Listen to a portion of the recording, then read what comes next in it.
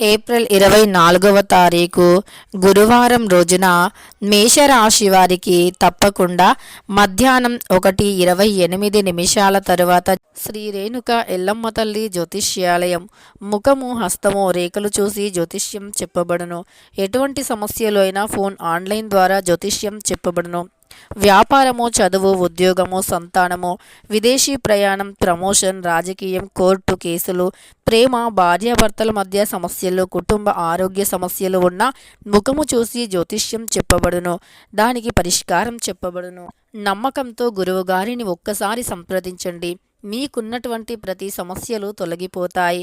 ఇక వీరి యొక్క కాంటాక్ట్ నెంబర్ వచ్చి 9014105443. జరిగేది తెలిస్తే ఖచ్చితంగా ఎగిరి గంతేస్తారు.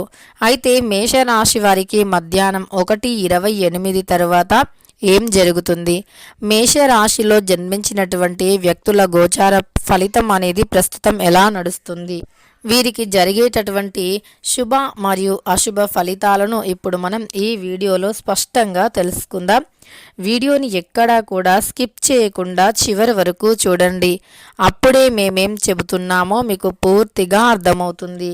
ఇక మేషరాశి వారికి ఏప్రిల్ 24వ తారీఖు గురువారం రోజున తప్పకుండా ఇదే జరుగుతుంది. మధ్యాహ్నం 1:28 తరువాత ఈ రాశి వారికి శుభం జరుగుతుందా అశుభం జరుగుతుందా అనేటటువంటిది కూడా తెలుసుకుందాం. ఇక మేషరాశి అనేది రాశి చక్రంలో మొట్టమొదటి రాశి. అశ్విని నక్షత్రం 1, 2, 3, 4 పాదాలు, భరణి నక్షత్రం 1, 2, 3, 4 పాదాలు, కృత్తికా నక్షత్రం 1వ పాదంలో జన్మించిన వ్యక్తులని మేషరాశి వారిగా పరిగణిస్తూ ఉంటారు. ఈ రాశ్యాధిపతి వచ్చేసి కుజుడు. ఇక మేషరాశి వారికి గ్రహాలు అనేవి అనుకూలంగా ఉన్నప్పుడు అదృష్టం జరుగుతుంది.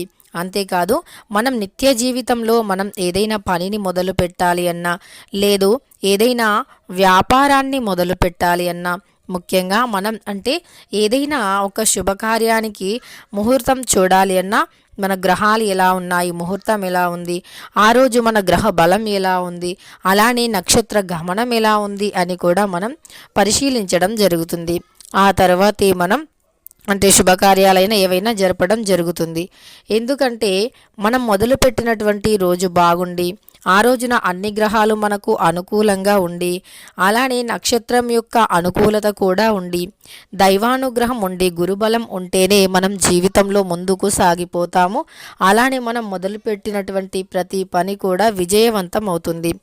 అలా మనకు అన్ని పనులు కూడా విజయవంతమయ్యి అలా నక్షత్రాలు గ్రహాలు అనేవి అనుకూలంగా ఉంటే దైవానుగ్రహం కూడా ఉంటుంది.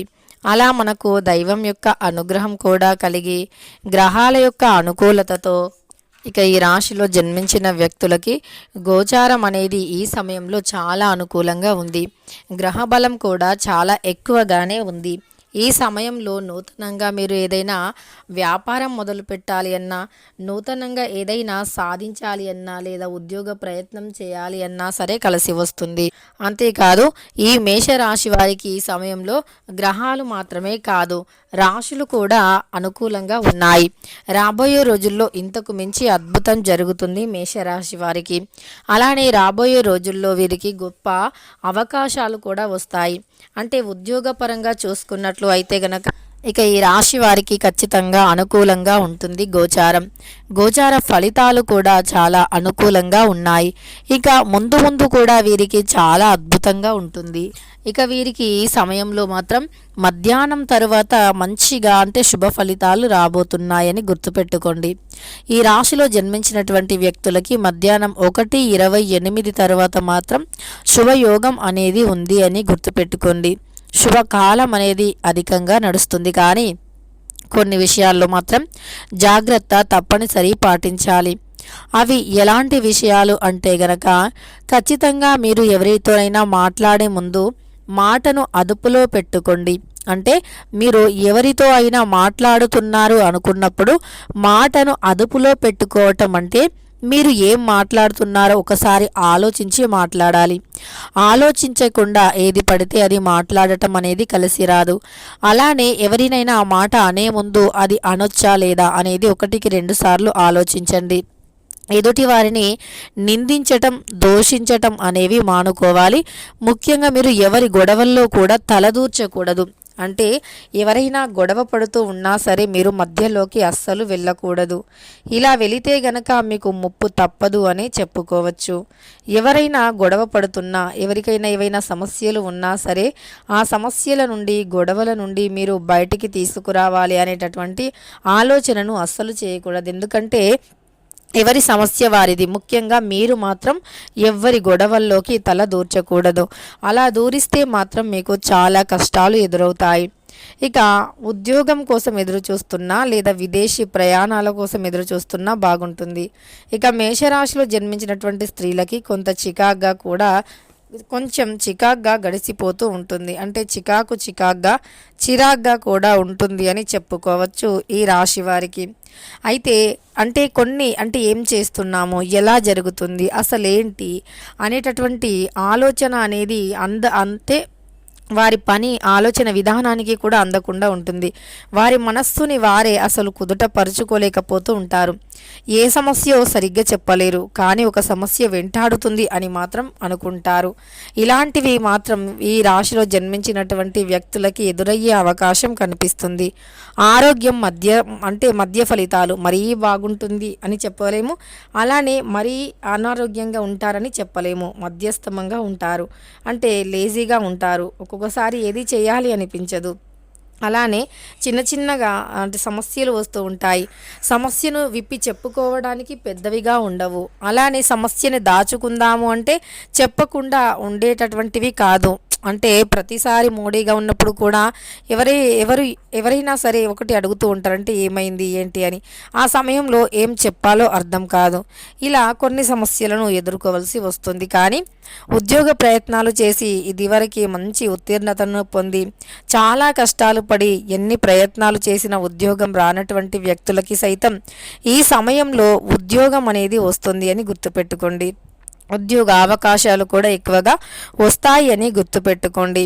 అదృష్టం కూడా ఈ సమయంలో మిమ్మల్ని వరిస్తుంది అని గుర్తుపెట్టుకోండి. దరిద్రాలు ఏవైనా ఉన్నా సరే తొలగిపోతాయని గుర్తుపెట్టుకోండి. ఇలా ఈ రాశిలో జన్మించినటువంటి వ్యక్తులకి దరిద్ర బాధలు అనేవి తొలగిపోతాయి. గ్రహదోషాలు తొలగిపోతాయి. ఉద్యోగంలో విజయాన్ని పొందుతారు. కుటుంబ పరంగా మద్దతుని కూడా అందుకుంటారు. మీ కుటుంబం మీకు చాలా సహకరిస్తుంది. ఈ సమయంలో మీరేది చేసినా కాదు అనరు, కానీ మీరే ఆలోచించి ఆచితూచి అడుగులు వేయాలి. ఎదుటి వ్యక్తులను నమ్మటం మానుకోండి. ఎదుటి వ్యక్తులు ఎలాంటి వారైనా సరే వారిని పొరపాటున కూడా నమ్మకూడదు. మీ పనిని మీ సొంతంగానే చేసుకోవాలి. అలానే ఎవరు ఎన్ని చెప్పినా నమ్మకూడదు. డబ్బు విషయంలో జాగ్రత్తగా ఉండాలి. ఎందుకంటే వృధాగా ఖర్చు అయ్యే అవకాశం ఉంది. డబ్బుని అనవసరంగా పోగొట్టుకునే అవకాశం కూడా ఎక్కువగానే కనిపిస్తుంది. కనుక డబ్బు విషయంలో చాలా జాగ్రత్తగా ఉండండి. ఆచితూచి అడుగులు వేయండి. ఇల్లీగల్లోకి మీరు అస్సలు దూరకూడదు. ఆన్లైన్లో పెట్టుబడులు వంటివి అస్సలు పెట్టకూడదు. బెట్టింగ్ యాప్స్ వైపు అస్సలు వెళ్ళకూడదు. దీనితో పాటు మీరు చేస్తున్నటువంటి పని మీద ఎక్కువగా శ్రద్ధను పెట్టండి.